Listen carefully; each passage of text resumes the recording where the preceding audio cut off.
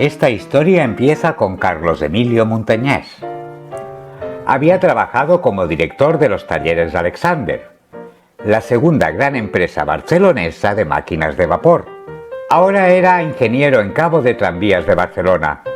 Tenía un proyecto muy loco que requería una gran inversión. Barcelona tenía que convertirse en un espacio comercial y de servicios, y el Vallès se quedaría como zona industrial. Había que conectar por tren Sabadell y Terrassa con Barcelona, atravesando Collserola, donde debía de crearse una zona residencial con urbanizaciones de casitas con jardín, como se hará posteriormente en la Floresta Pearson. La clave era la producción en masa de electricidad en grandes cantidades para generar la energía necesaria para abastecer todo el proyecto. Necesitaba un banco que creyese en su proyecto, pero ni la banca Arnús ni la banca Marsans se atrevieron a invertir en un proyecto de tal envergadura. Contactó con su personaje clave, el estadounidense Frederick Stark Pearson, que sí tenía la experiencia suficiente y la capacidad de buscar financiación. Había sido nombrado ingeniero jefe de la red metropolitana de ferrocarriles de Nueva York. Había desarrollado el sistema de transporte eléctrico de Boston y construido grandes centrales eléctricas en Estados Unidos y América Latina. Carlos Montañés citó a Pearson en la Plaza Cataluña para hablar por primera vez en persona del proyecto. Montañés lo llevó al Tibidabo para admirar las panorámicas sobre la ciudad. Cuando el norteamericano vio tantas chimeneas humeantes, se dio cuenta del potencial enorme del negocio. Él conseguirá que todas aquellas industrias a vapor, en un futuro cercano, funcionaran con electricidad.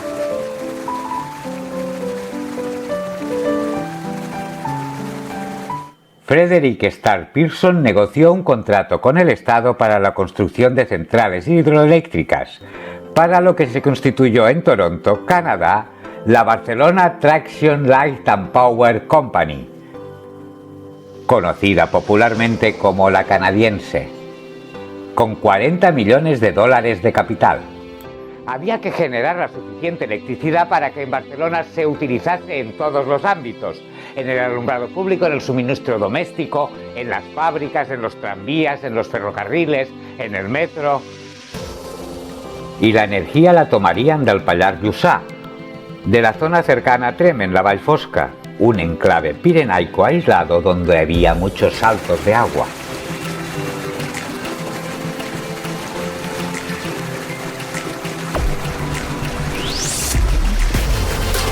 Era necesaria la construcción de embalses, el de Sant Antoni,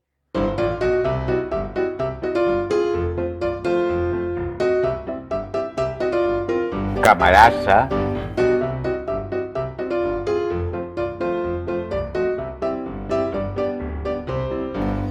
Terradets, un canal en Serós y centrales eléctricas en Cabdella, Sossís,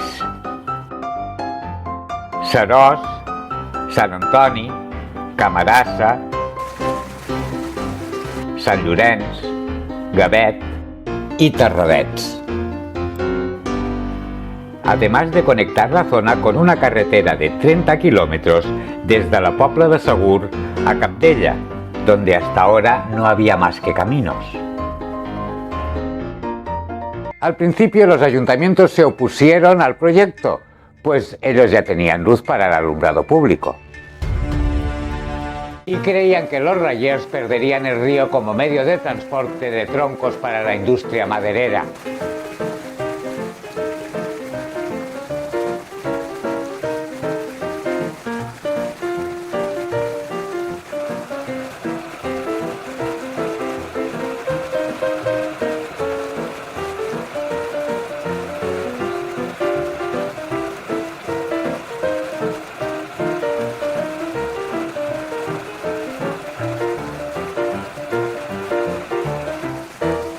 Pero los puestos de trabajo que ofrecían las obras eran una buena oportunidad para la zona devastada por la plaga de la filoxera. Francesc Macià en un principio quiso impugnar el acuerdo de Aitona, pero finalmente aceptó.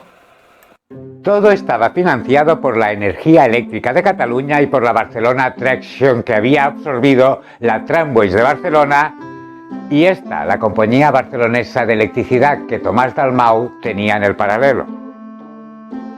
Las obras del Pirineo necesitarían por lo menos 3.000 operarios, pero el valle solo tenía 1.500 vecinos.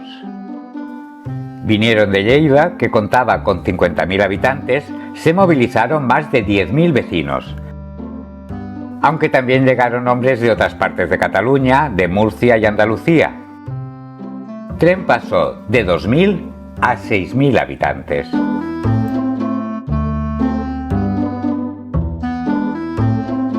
Al finalizar el proyecto, muchos de los trabajadores acabaron en las barriadas de Barcelona. Los jefes eran extranjeros, americanos y canadienses, y por primera vez las gentes del pueblo vieron hombres montados a caballo y con sombrero. Venían de construir el Canal de Panamá.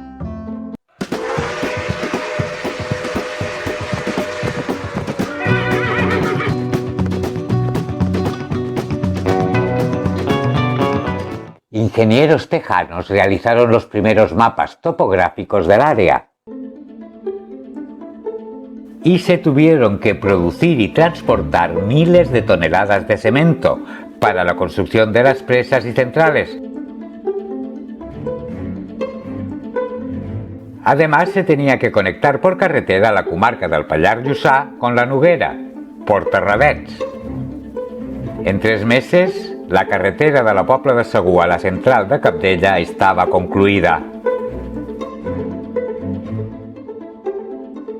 Los vecinos del Pallars vieron los primeros coches de sus vidas.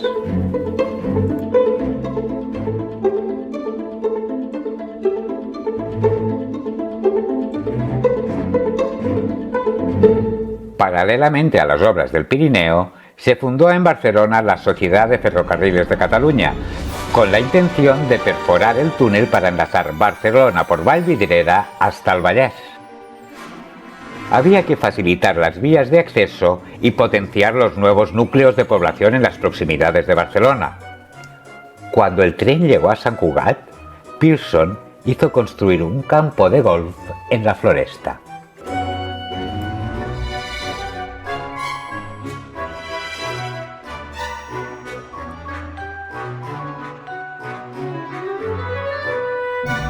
En el Pirineo entraron en servicio la central de Balserós, del grupo Barcelona Traction, y la de Cabdella, de Energía Eléctrica de Cataluña. Poco después se concluyeron las presas de Talarn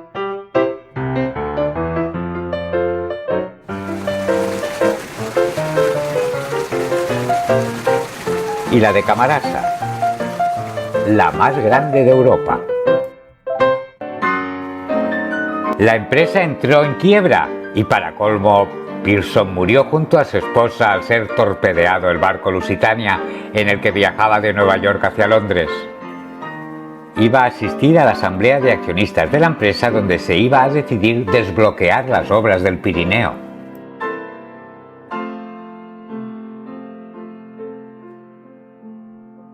Con la finalización de las obras del pantano de Sant Antoni en Tremp, empezó a llegar a Barcelona la energía hidroeléctrica transformada en electricidad. Las fábricas ya no dependían del carbón importado. En Barcelona todo iba como la seda. La Primera Guerra Mundial había enriquecido a la clase industrial enormemente, pero para la clase obrera había significado una gran inflación. En Barcelona se estaba inaugurando la línea de la Plaza Catalunya a Las Planas.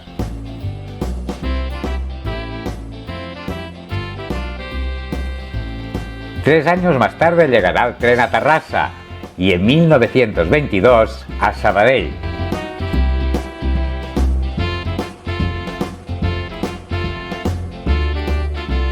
En 1918 se declaró una fuerte epidemia de gripe en el Pirineo entre los trabajadores de la canadiense. Y cientos de ellos tuvieron que dejar de trabajar. dormían hacinados en unas casetas construidas a modo de viviendas. Para aislarlos se construyó el llamado Hospital de Cartón. La CNT había aprobado la unificación de los muchos sindicatos gremiales en un sindicato por cada ramo, a fin de ir todos contra los patronos y obligarlos a negociar. En 1919 la CNT pasó de tener 30.000 a 750.000 afiliados.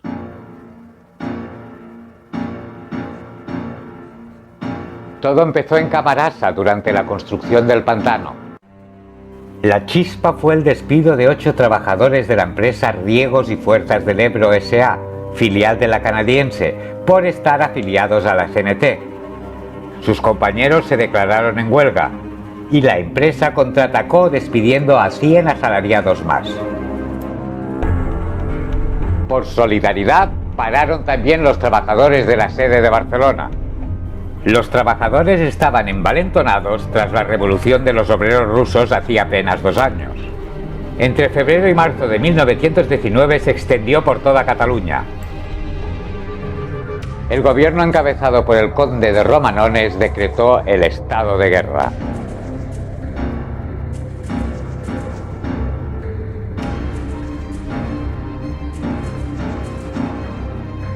Se incautaron los servicios públicos para que los restablecieran los ingenieros militares, pero no pudieron evitar que Barcelona sufriera continuos apagones de luz y cortes en el suministro de agua y del gas. Las colas para comprar carbón eran interminables.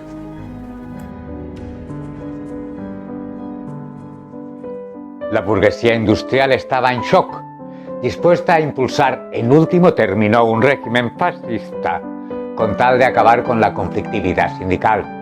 No en vano, en 1923 llegó la dictadura de Miguel Primo de Rivera, tras años de pistolerismo. Cerraron los almacenes del Siglo,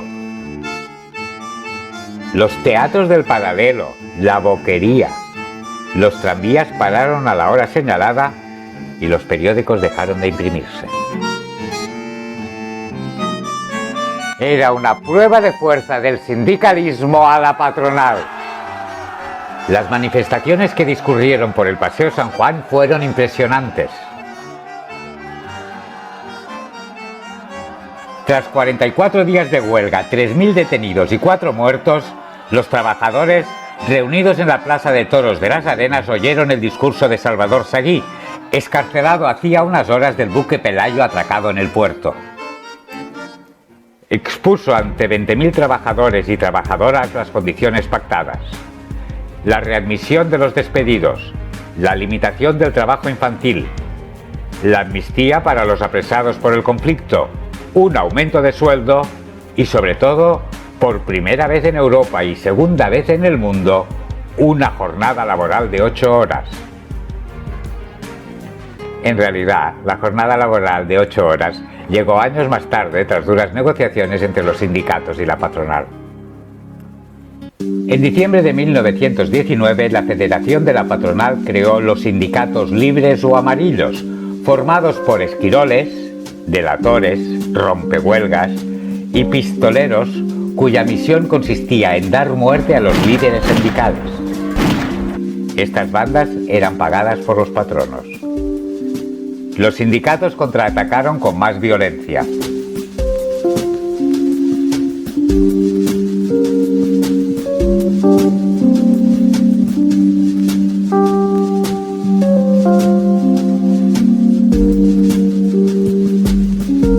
En noviembre de 1920 es nombrado gobernador civil de Barcelona Martínez Anido, que declara ilegal la CNT. En Barcelona, entre 1914 y 1921, el número de obreros asesinados por la patronal ascendió a 523. El 30 de noviembre de 1920, Francesc Layret, abogado de los presos de Cataluña, fue asesinado por pistoleros del Sindicato Libre cuando intentaba conseguir la libertad de Companys, Salvador Seguí y otros sindicalistas. Salvador Seguí, apodado el Noi del Sucre, también será asesinado en la calle Cadena. El 10 de marzo de 1923, el general Primo de Rivera, desde el poder central, estableció una dictadura. En 1924, la sociedad belga Sidro se hizo con la canadiense y absorbió a Energía Eléctrica de Cataluña. Faltaban 5 años para la celebración de la exposición internacional que inauguró Alfonso XIII, de la cual tenemos un vídeo. El marqués de la Foronda, que era el comisario de la exposición, estaba exultante. Se presentaban las novedades tecnológicas del momento: la telefonía, la radio, el automóvil y sobre todo la luz eléctrica, que llegaría de la central de Cabdella para iluminar toda Barcelona.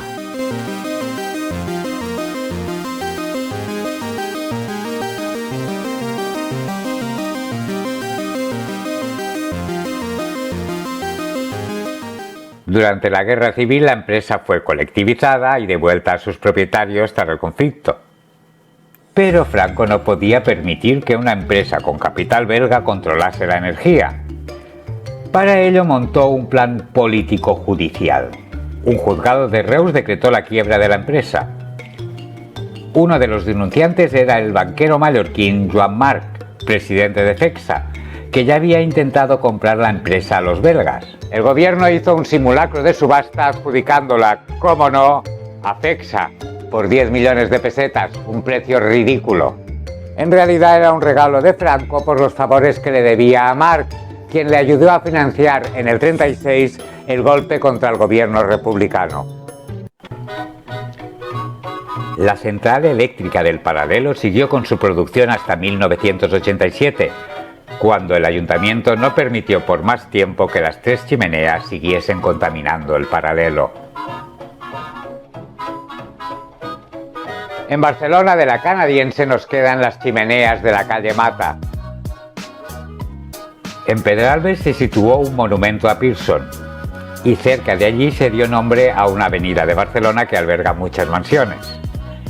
También en toda Cataluña hay varias poblaciones con calles que llevan su nombre. Y en Cabdella hay un museo sobre la historia de la canadiense.